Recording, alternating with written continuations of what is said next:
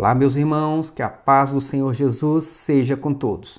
Neste vídeo, eu vou apresentar para vocês a íntegra da entrevista com o saudoso irmão em Cristo Joel Ribeiro Brinco.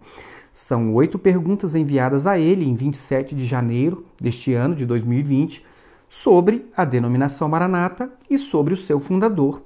E o irmão Joel gentilmente nos respondeu às nossas perguntas pouco antes de falecer. Após cada pergunta, eu vou fazer um comentário com as minhas percepções sobre cada uma das questões, ok?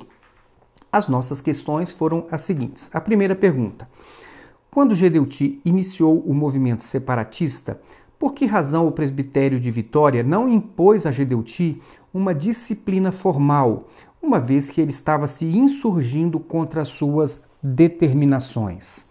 Resposta: quando o presbitério resolveu advertir o Gedeuti, ele pulou fora da igreja, o que foi ótimo para a igreja presbiteriana. O sossego voltou a reinar no meio evangélico. Bom, pelo visto, Gedeuti não chegou a ser disciplinado na igreja presbiteriana, porque ele saiu antes que isso pudesse acontecer. Mas o que é bastante interessante nesta resposta é que Joel Brinco nos permite saber que Gedeuti não era bem conceituado na igreja presbiteriana, pelo menos depois que a sua família perdeu o controle ali da igreja de Vila Velha. Joel Brinco chega a dizer que a sua saída, a saída de Gedeuti da igreja, foi ótima para a igreja presbiteriana e um grande alívio para o meio evangélico. A meu ver, isso revela que Gedeuti não era considerado uma bênção de Deus para os seus irmãos em Cristo, mas, ao contrário, uma pessoa geradora de problemas e de conflitos. E você? O que você acha? Mas vamos à nossa segunda pergunta. Gedeuti saiu da igreja presbiteriana com a bênção do presbitério de Vitória? Se não, por que não houve uma exclusão formal de Gedeuti da membresia da igreja presbiteriana? Resposta: ele abandonou o sistema presbiteriano. Bom, com essa pergunta, eu queria saber se a saída de Gedeuti da presbiteriana foi pacífica, se Gedeuti saiu abençoado da sua antiga denominação ou, se ao contrário, se havia na igreja presbiteriana algum documento formalizando a sua exclusão. Por quê? Porque a versão contada pela Maranata é que eles foram expulsos da presbiteriana. Então, pela resposta do irmão Joel, a versão da Maranata não é verdadeira. Gedeuti não foi expulso da presbiteriana, como afirma Amadeu Loureiro. Na verdade, ele abandonou a presbiteriana. Mas então vamos agora à nossa terceira pergunta. Quando Gedeuti afirma que iniciou a Igreja Cristã Maranata com apenas 6 pessoas que receberam uma revelação especial de Deus, isso é verdade ou mentira? Resposta: é mentira que tenha começado sua igreja com apenas 6 pessoas. Nas páginas 42 a 45 do livro, eu cito nominalmente 71 membros maiores e 11 menores, aliciados por Gedeuti para começar a sua igreja. Revelação especial de Deus nunca existiu, com certeza.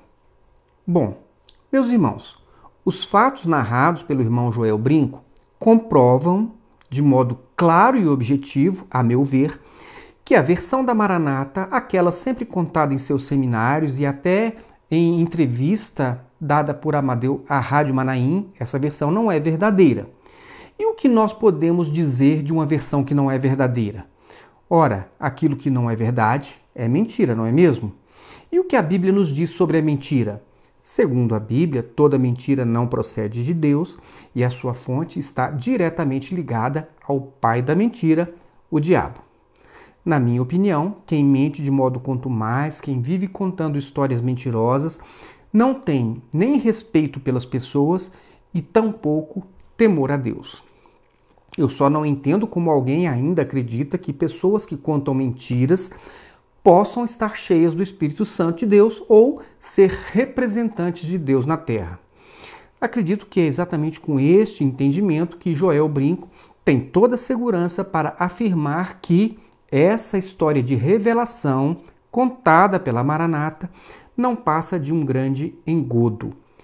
Abre aspas, revelação especial de Deus nunca existiu, com certeza, fecha aspas, afirmou o irmão Joel Brinco. Agora vamos à nossa quarta pergunta. No início dos trabalhos da Igreja Dissidente, Gedeuti convidava ou aliciava membros da Igreja Presbiteriana para a sua igreja? Resposta: a Igreja de Gedeuti foi formada com aliciamento de membros de outras igrejas. Vejam só que interessante.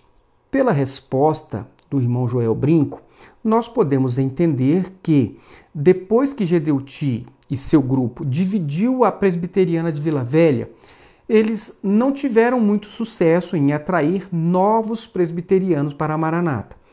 Provavelmente porque a presbiteriana tem uma escola bíblica muito bem formada e certamente as pessoas que estudam a Bíblia com regularidade não se deixam levar por ensinamentos de natureza teológica duvidosa. Então, ao que parece, Gedeuti só conseguiu influenciar os presbiterianos enquanto ele estava lá dentro, ensinando na escola bíblica presbiteriana. Depois que saiu, teve de focar então em um outro público. E realmente a informação do irmão Joel Brinco faz muito sentido para mim. Eu me lembro que logo quando eu cheguei na Maranata, eu costumava ouvir de crentes das igrejas tradicionais que a Maranata ela era uma pescadora de aquário. Eu nem entendia exatamente o que isso significava, mas com o tempo eu fui observando que realmente a Maranata atraía muitas pessoas de outras igrejas naquele tempo, principalmente das igrejas em que o legalismo era mais acentuado, especialmente em relação às mulheres. Naquele tempo eu ouvia muito o meu primeiro pastor dizendo que na Maranata não se pregava, então, usos e costumes. E isso agradava bastante os visitantes dessas igrejas mais radicais em relação aos usos e costumes. Obviamente, esse discurso era muito atraente naquele tempo, porque nas igrejas mais radicais, as mulheres elas não podiam usar brincos, não podiam passar batom nos lábios, não podiam pintar as unhas, não podiam cortar os cabelos e nem mesmo se depilar. Então, a Maranata, perto dessas igrejas, era uma congregação muito liberal e também bem moderna. E nós ainda cantávamos os louvores de disco, que eram mais sofisticados do que aqueles usuais louvores da harpa cristã, normalmente cantados pelas igrejas mais radicais. E o interessante é que a Maranata, que era moderna naquele tempo, acabou ficando para trás e hoje é uma das poucas denominações que tem restrições quanto aos louvores que os membros podem cantar nos seus cultos. E quanto aos usos e costumes, só pode ser comparada às denominações sectárias, com restrição ao uso de calça comprida para as mulheres, restrição de uso de barba para os homens, restrição quanto a lugares que os membros podem frequentar, como cinema, teatro, eventos de outras denominações, etc. É interessante como as coisas se inverteram, não é mesmo? Mas vamos passar para a nossa quinta pergunta. Ao iniciar os trabalhos da Igreja Cristã Presbiteriana, os dissidentes se apropriaram de algum patrimônio da Igreja Presbiteriana? Resposta: apropriaram-se de uma congregação. Muito bem. Eu fiz essa pergunta exatamente para confirmar se era verdadeira a versão contada por Amadeu Loureiro, que dizia que o grupinho de 6 pessoas, mais ou menos, esse grupinho foi expulso da presbiteriana e começou a se reunir em uma coisinha pequenininha, cedida por Gedeuti, em um bairro humilde de Vila Velha. Pelo visto, a versão da Maranata é, mais uma vez, falsa. Por quê? Porque, na verdade, Gedeuti e seu grupo se apropriaram de uma congregação da Igreja Presbiteriana, segundo informa Joel Brinco. Vocês acham que essa é uma atitude honesta? Mas vamos à nossa sexta pergunta. Enquanto Gedeuti era membro e presbítero da Igreja Presbiteriana, ele era humilde, submisso e obediente ao presbitério de Vitória e ao pastor local, Sebastião Bittencourt dos Passos? Digo isso considerando que a Igreja Presbiteriana integra a obra de Deus e que pastores ou reverendos são ungidos de Deus e que, portanto, não se poderia tocar neles. Resposta: Gedeuti nunca foi humilde e obediente ao pastor local e nunca foi pastor da Igreja Presbiteriana. Ele foi apenas um presbítero como qualquer outro.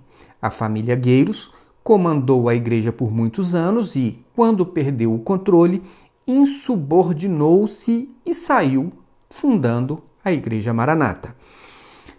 Bom, eu fiz essa pergunta para saber se Gedeuti tinha, enquanto ele estava na Igreja Presbiteriana, o mesmo comportamento que ele hoje exige dos membros da Maranata. Todos os membros da Maranata sabem que Gedeuti ensina que os membros não devem tocar no ungido do Senhor. Isso em referência ao Salmo 115:15. Todos os membros da Maranata também aprendem que é melhor obedecer do que sacrificar, em referência à passagem do livro de 1 Samuel, capítulo 15, verso 22. E como nós podemos perceber pela resposta do irmão Joel, aquilo que Gedeuti ensina hoje para os membros da Maranata não é o que ele fazia enquanto estava na Igreja Presbiteriana. Quando Gedeuti tinha de obedecer à sua liderança, ele pensava de um jeito.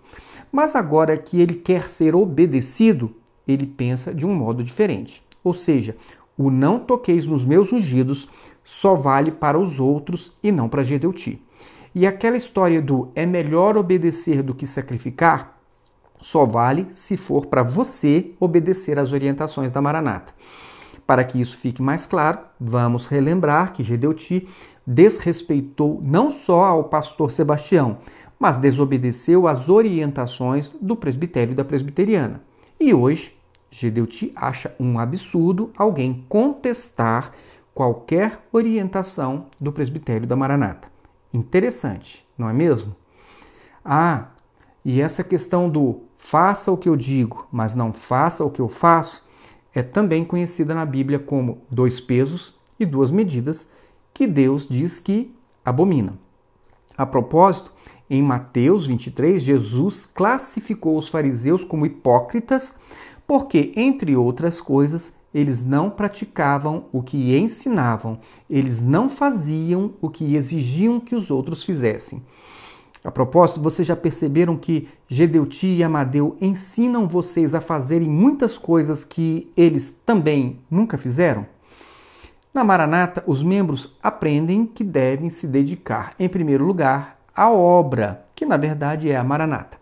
Então, os membros são incentivados a oferecer mão de obra voluntária e gratuita em diversos serviços da denominação, para que a Maranata não gaste o dinheiro que recolhe dos dízimos com esse serviço. Mas agora pensem bem, quantas vezes vocês viram Gedeuti e Amadeu fazendo o que eles sempre incentivaram os membros a fazer?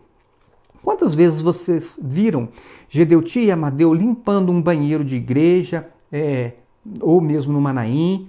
Você já viu Gedeuti e Amadeu com uma vassoura na mão, um balde, um pano e um rodo, dando exemplo de amor à obra de Deus?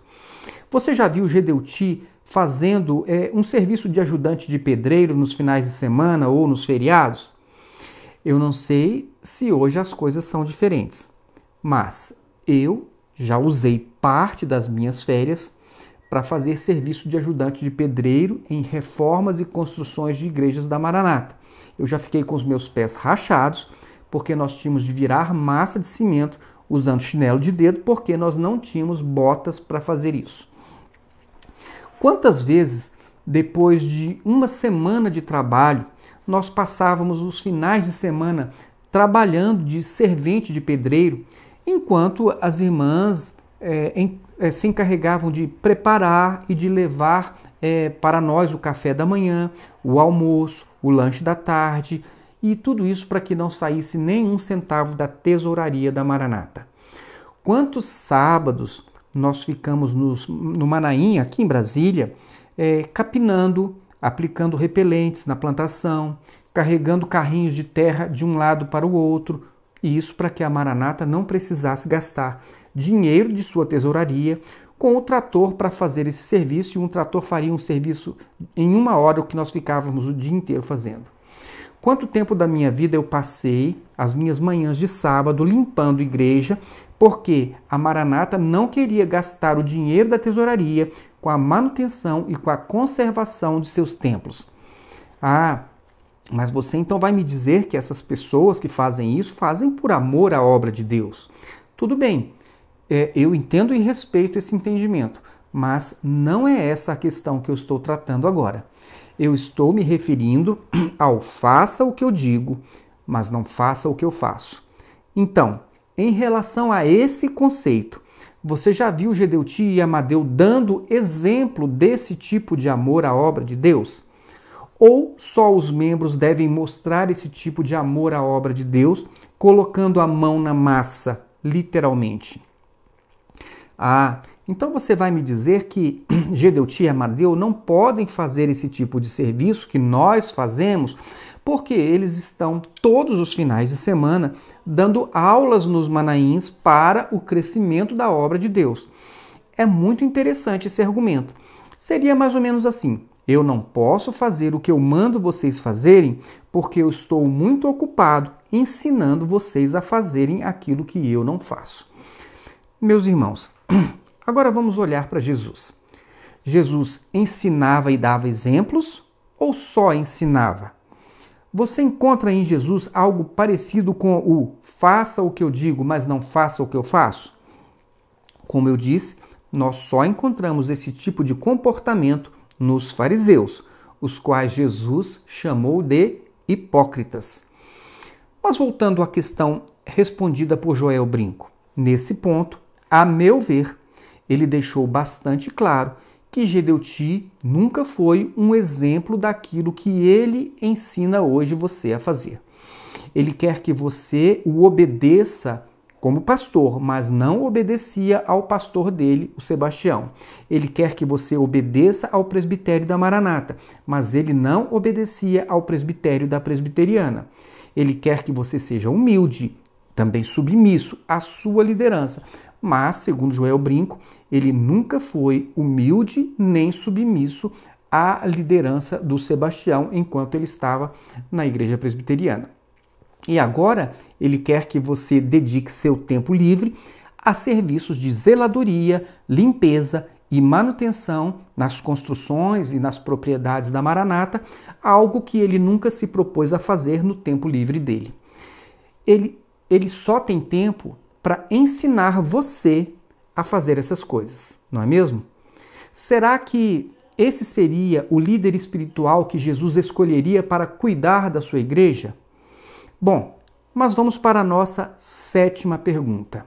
Quando Gedeuti iniciou o movimento separatista que culminou na divisão da Igreja Presbiteriana de Vila Velha, ele já tinha feito o seminário preparatório para o ministério pastoral da Igreja Presbiteriana? Chegou a ser reconhecido ou ordenado como pastor ou reverendo no ministério da Igreja Presbiteriana? Resposta: nunca estudou para ser pastor e nunca foi reconhecido como tal. Gedeuti nunca foi ordenado pastor. Ele era apenas formado em odontologia. Bom, essa pergunta eu fiz apenas para saber se Gedeuti reunia as condições necessárias para ser um pastor na igreja presbiteriana.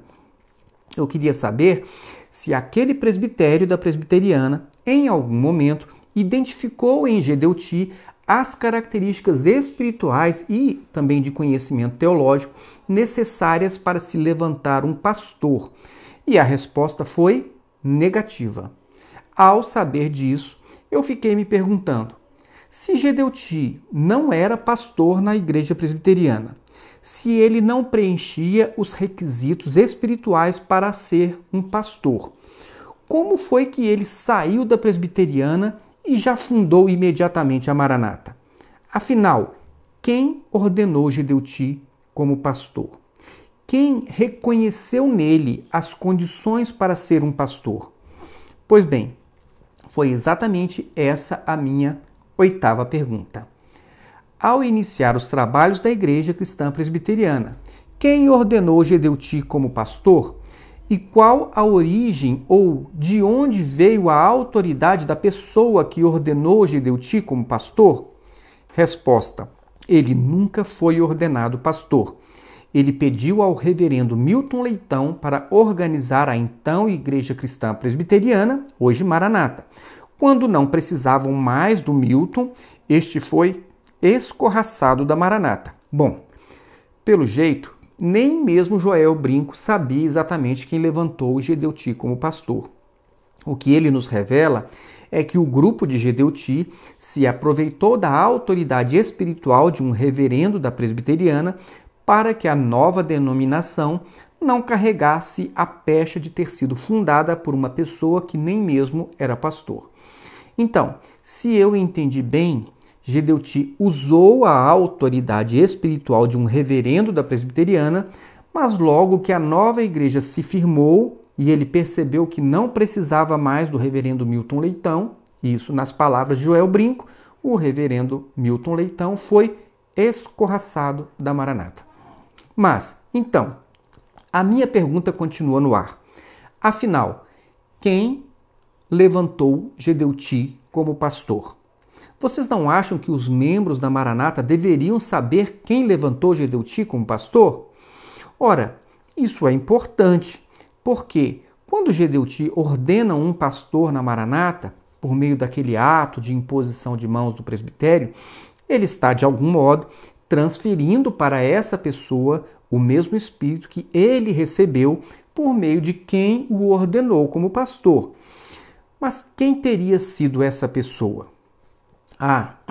O livro do irmão Joel Brinco nos conta que havia um pastor de nome Jonas José Marques, do movimento de renovação carismática, que foi um grande influenciador de Gedeuti e também do seu grupo.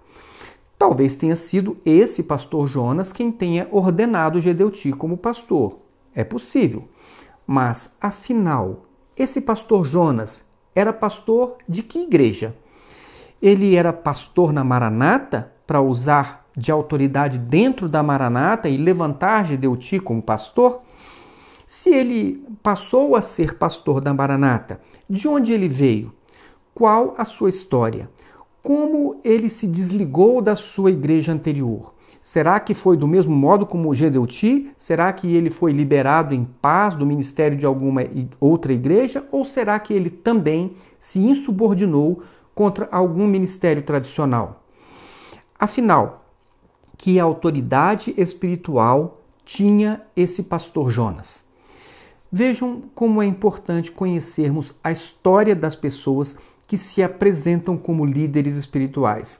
Isso nos ajuda a evitar verdadeiras ciladas. Enfim, o que nós sabemos afinal sobre o pastor Jonas Marques?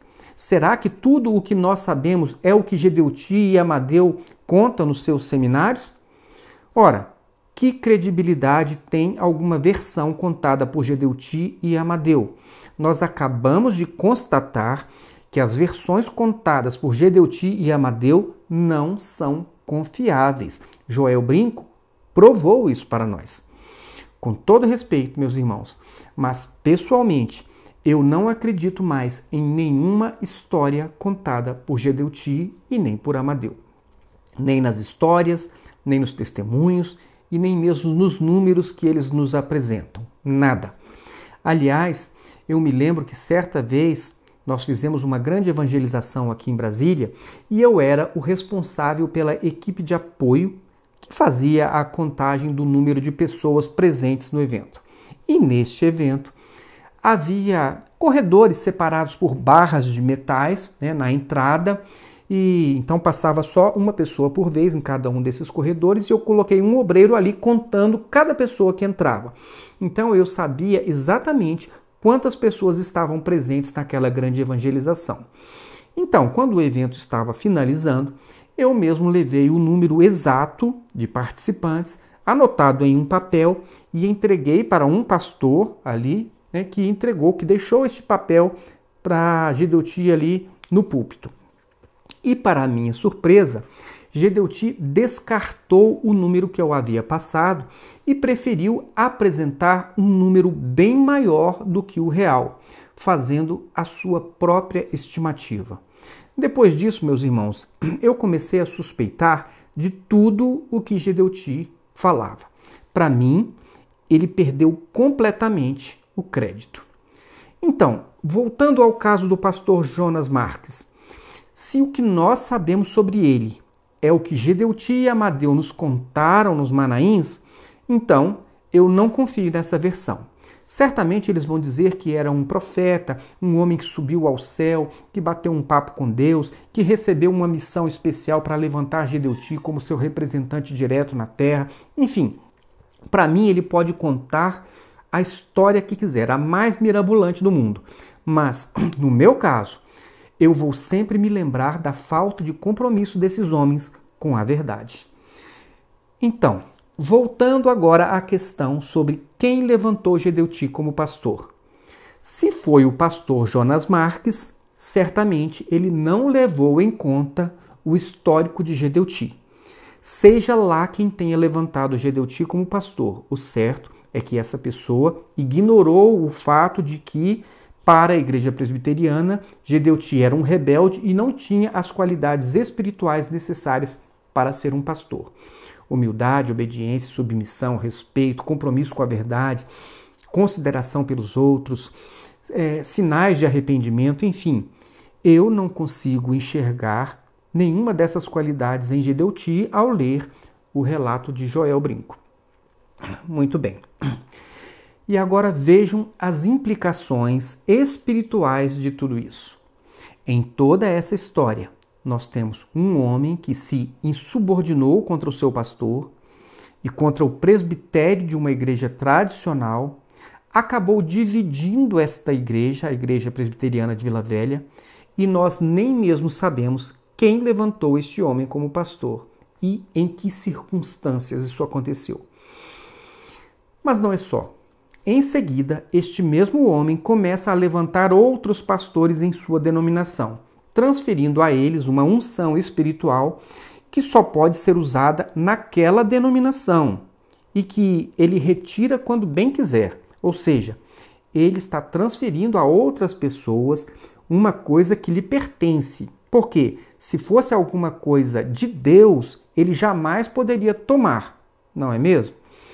Então, nós podemos concluir que quando Gedeuti ordena um pastor, ele está transferindo o que é próprio dele, ou seja, a porção espiritual que está nele. Mas que espírito é esse? Aquele espírito que promoveu a divisão da igreja presbiteriana? Aquele espírito de desobediência e de insubmissão ao ministério local e ao presbitério presbiteriano? O espírito que descartou o reverendo Milton Leitão depois que não precisava mais dele? O espírito que conta versões falsas aos membros da Maranata? O espírito que revela todas as coisas na Maranata, mas não revela quando o dinheiro da denominação está sendo desviado dos seus cofres? Uma coisa é certa, esse espírito que opera na Maranata, desde a sua fundação, gosta muito de segredos, sigilos, mistérios e enigmas. Até nos processos judiciais em que os membros da presidência da Maranata estão respondendo por diversos crimes. Esse espírito pede ao juiz para manter o processo em sigilo, para que o mistério não seja revelado. E vejam quanto mistério.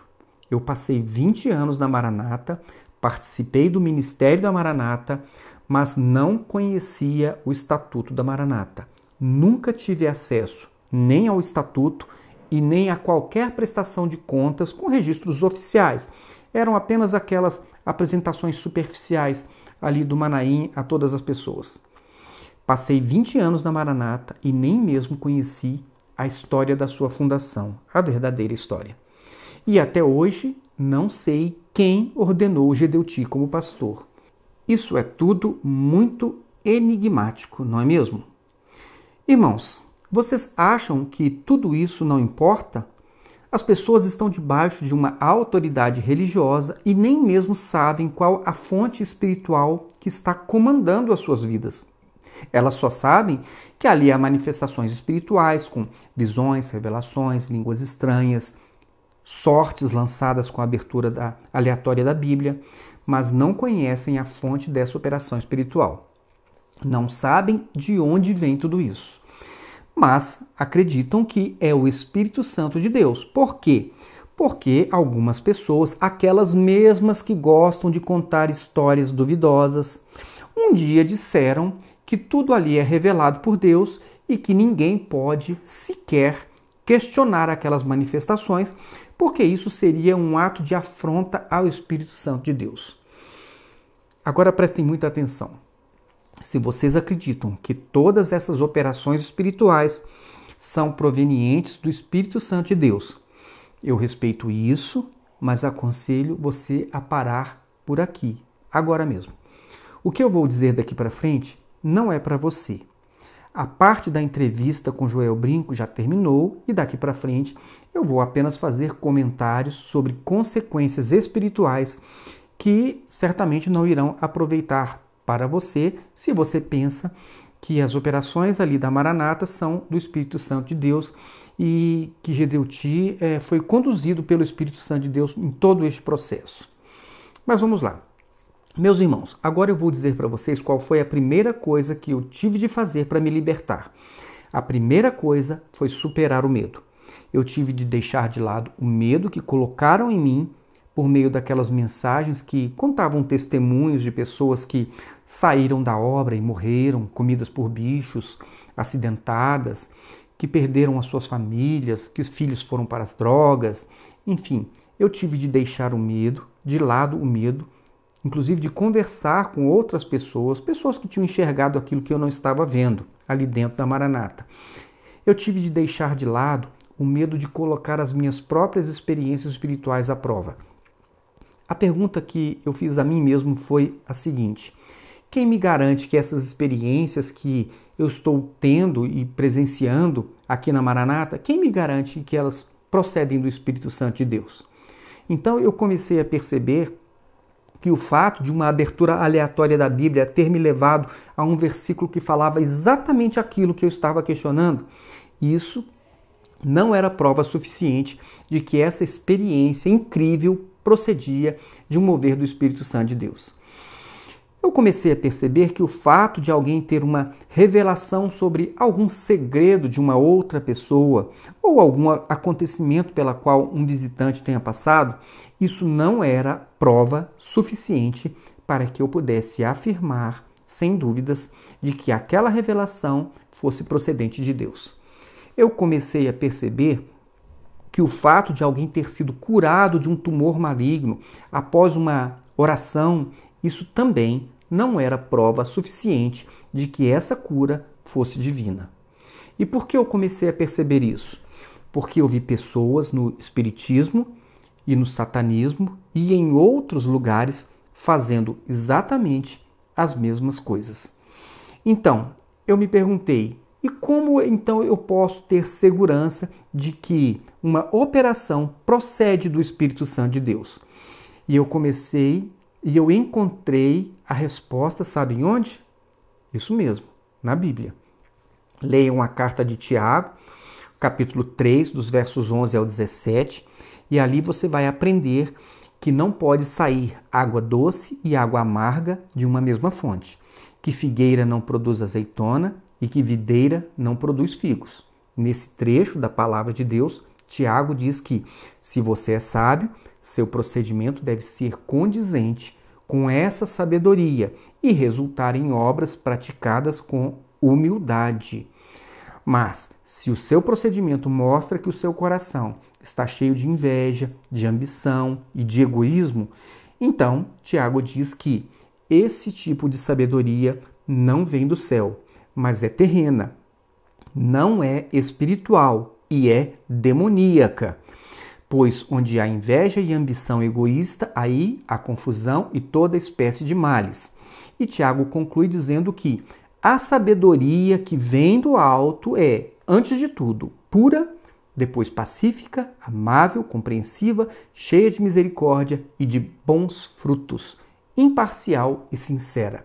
Ou seja, Tiago está dizendo que se nós queremos saber se algo vem de Deus, e ele usou o exemplo da sabedoria, nós devemos observar tanto a fonte como os resultados do que esta fonte produziu para ver se há coerência. Ora, se alguém te dá um copo de água salgada e diz que pegou essa água em um rio de água doce, tem alguma coisa errada aí. Da mesma forma, se alguém tem um comportamento incompatível com os princípios bíblicos e diz que está cheio do Espírito Santo de Deus, tem alguma coisa errada aí. Vejam que Jesus disse praticamente a mesma coisa em relação aos falsos profetas. Jesus disse que os seus frutos os denunciariam. Então, foi assim que eu passei a observar tanto a fonte como os seus resultados para saber se uma operação espiritual qualquer pode ser atribuída ao Espírito Santo de Deus. E vejam bem, eu estou falando de operações sobrenaturais. Essas precisam de coerência, mas em relação à verdade não é assim. Por quê? Porque a verdade ela independe de quem a pronuncia. Se um homem mau disser que o céu é azul, está certo. Eu não vou rejeitar a informação verdadeira só porque ela foi dita por um homem mau. Mas se um homem mau disser que o Espírito Santo está com ele e que está revelando um monte de coisas para ele, certamente eu vou desprezar todas essas revelações sem medo de ser feliz. Entenderam? Então, lembrando do que Tiago disse, agora responda. Se de uma fonte espiritual sai rebelião, rebeldia, insubordinação, desrespeito, usurpação, mentiras, crimes dos mais diversos, vocês acham que tudo isso pode ter saído da mesma fonte do Espírito Santo de Deus? E é por isso, meus irmãos, que é importante saber não somente como surgiu uma denominação religiosa, mas também quando e quem ordenou o seu líder espiritual como pastor, porque as mesmas influências espirituais dele serão também as suas influências. Seguindo este mesmo raciocínio, agora respondam. Qual influência espiritual está sobre um pastor que foi ordenado na Maranata? Se a fonte é Gedeuti, que influência espiritual terá quem receber a imposição de mãos do presbitério organizado por ele? Quando eu ouço Gedeuti dizendo que os que saem da Maranata não levam o espírito que opera naquele lugar, ou que o pastor que sai da Maranata não leva com ele a unção ao ministério pastoral, eu penso, antes fosse assim mesmo. Na minha concepção, era preferível que as pessoas deixassem esse espírito para trás e rompessem com ele, porque, no meu conceito, este espírito não procede da fonte espiritual citada por Jesus em seu diálogo com a mulher samaritana. Mas, infelizmente, as pessoas saem da Maranata, mas continuam bebendo dessa mesma fonte. Vou falar apenas por mim. Assim que algumas coisas foram ficando mais claras para mim, eu rejeitei absolutamente a água da fonte espiritual que jorra da Maranata por meio de Gedeuti. E eu acredito que isso foi fundamental para a minha libertação. Se eu não tivesse tido a coragem de parar de beber da água dessa fonte espiritual, provavelmente eu estaria até hoje reproduzindo as mesmas coisas que existem dentro da Maranata. Eu estaria reproduzindo as mesmas doutrinas, as mesmas práticas e os mesmos comportamentos aprendidos ali nos seminários da Maranata. Se vocês forem observadores, vão perceber que muitos pastores, principalmente, mas membros também, se desligam da denominação Maranata, mas levam com eles um grande reservatório de água que tiraram da fonte espiritual da Maranata. Essas pessoas precisam continuar bebendo desta água. Sabe por quê? Porque, na verdade, essas pessoas não tiveram acesso à fonte da água que Jesus ofereceu para a mulher samaritana. Leiam novamente o texto completo né, essa passagem de João, e os seus olhos vão começar a se abrir. E é por isso que essas pessoas vão continuar tendo sede de cultos diários, sede de liturgias pré-formatadas, sede de disciplina rígida, sede de consultas bíblicas, sede de clamor pelo sangue de Jesus. Enfim, essas pessoas, elas precisam de liturgias diárias, precisam daquela água que você tem de beber literalmente todos os dias. Esse tipo de sede só vai acabar no dia em que as pessoas experimentarem a água que Jesus ofereceu à mulher samaritana. A água que Jesus ofereceu à samaritana corta a dependência desses rituais e liturgias vazios. A água que Jesus ofereceu faz com que o homem não fique preso a um lugar para adorar. A água que Jesus ofereceu faz com que o homem perca a dependência de ter um líder espiritual dizendo aquilo que ele deve ou que ele não deve fazer todos os dias. A água que Jesus ofereceu corta a dependência de se ouvir constantemente um dom espiritual para se ter a certeza de que Deus está presente em algum lugar. A pessoa só precisa de fé para saber isso. 2 ou 3 reunidos, Jesus presente. A água que Jesus ofereceu faz cessar a dependência de se ficar abrindo a Bíblia aleatoriamente todos os dias para saber se você pode ou não pode fazer um negócio. A água que Jesus ofereceu corta a dependência de um ritual repetitivo de clamor pelo sangue de Jesus para se elevar uma oração ao Pai. Isso mesmo. A água que Jesus ofereceu à mulher samaritana sacia completamente a alma e traz libertação das amarras do sistema religioso que geram escravidão. Então, disse a samaritana: onde eu devo adorar? Neste monte ou em Jerusalém? E Jesus disse o quê? Jesus disse: você agora está livre desses ensinamentos que te prendem a lugares. Você pode adorar em espírito e em verdade. Isso é ou não é libertador? Mas é claro que o sistema religioso e esses líderes não querem que você se aproprie dessa água que Jesus deu à samaritana, porque o sistema religioso quer que você precise dele todos os dias, que você precise daquele lugar, daquele pastor, daquela reunião, daquela denominação, daquela oração que eles fazem, daquela imposição de mãos depois do culto e assim por diante. Você tem que beber da água das mãos deles. E é isso, meus irmãos, por isso que enquanto vocês não pararem de beber dessa fonte, vocês vão continuar dependentes de beber desta água da Maranata todos os dias. E é por isso que tantas pessoas saem da Maranata e acabam voltando para a Maranata ou procurando uma igreja bem parecida com ela. E alguns saem da Maranata com um grande reservatório, né, daquela água, principalmente os pastores, e depois têm a brilhante ideia de fazer a sua própria Maranata.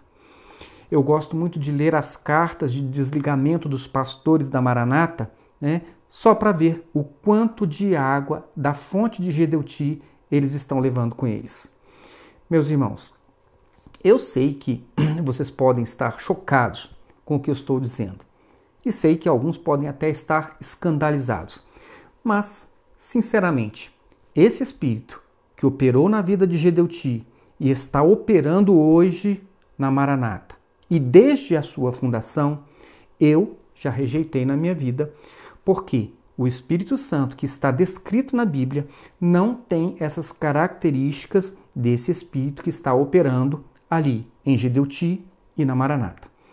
Então, quando você ouvir Gedeuti dizer que é um absurdo uma pessoa passar 20 anos na Maranata e depois negar as experiências que teve ali naquele ambiente, saibam que isso não é um absurdo, mas isso é uma necessidade de quem deseja se libertar. Se você não romper com esse espírito, se você não parar de beber da água desta fonte da Maranata, prepare-se para ficar ligado e dependente da Maranata para o resto dos seus dias. Bom, meus irmãos, assim eu encerro mais este vídeo, agradecendo a Deus a oportunidade que eu tive de interagir com o irmão Joel no último semestre da sua vida, o que eu considero ter sido uma honra muito especial para mim. E também agradeço a sua paciência por ter me escutado por todo este tempo e me despeço aqui desejando que você seja muito abençoado em nome de Jesus. Um grande abraço, fique com Deus e até o nosso próximo vídeo.